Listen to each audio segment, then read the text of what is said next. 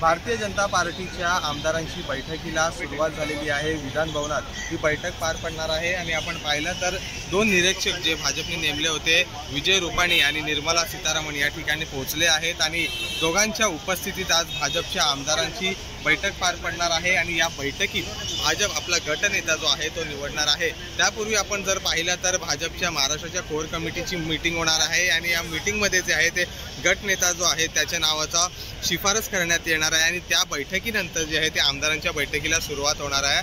आपण पाहिलं तर देवेंद्र फडणवीस सध्या मुख्यमंत्री होतील अशी एक चर्चा आहे। त्यांच्या नावावर जो आहे ते अधिकृत शिक्कामोर्तब झालेला नाही, पण आज तो शिक्कामोर्तब होण्याची शक्यता आहे। तर दुसरीकडे भाजप नवीन चेहरा देणार का याकडे देखील सर्वांचं लक्ष आहे, कारण की जो गटनेता असेल तोच महाराष्ट्राचा पुढचा मुख्यमंत्री असेल अशी सूत्रांची देखील माहिती आहे। मात्र आपण पाहिलं तर महाराष्ट्रात 288 पेक्षा सुमारे 230 जागांवर महायुतीला विजय आला आणि त्यापैकी भाजपला 132 जागा जे आहेत ते महाराष्ट्रात आल्या आहेत आणि सध्या विधान भवनात परिसरात जो आहे मोठा पोलीस बंदोबस्त देखील तैनात करण्यात आलेला आहे, कारण की भाजपचे सगळे आमदार विधान भवनात दाखल झाले असून थोड्याच वेळात जी आहे ती बैठकीला सुरुवात होणार आहे।